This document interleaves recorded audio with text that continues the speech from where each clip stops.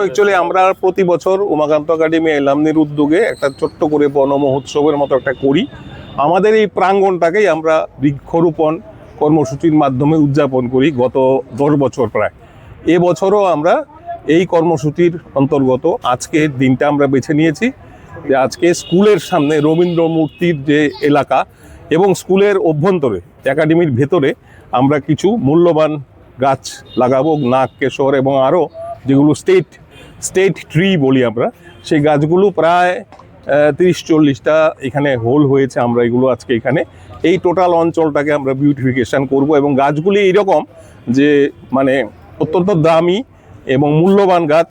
এগুলো আমরা সারা বছর স্কুল কর্তৃপক্ষ এবং আমরা অ্যালামনিরা, শিক্ষক মহাশয়রা, হেডমাস্টার মশাই আছেন আমার সঙ্গে, আমরা এটাকে পরিচর্যা করব এবং এটা যাতে বাঁচে। বৃক্ষরোপণ মানে কি হয়, আমরা দেখি যে বৃক্ষরোপণ হয়ে গেল, একটা খাঁচা লাগালাম, দেখা গেল অর্ধেক গাছ নেই। আমরা ওই রকম চাইছি না, আমরা চাইছি বৃক্ষটা যেন সারভাইভ করে, বৃক্ষটা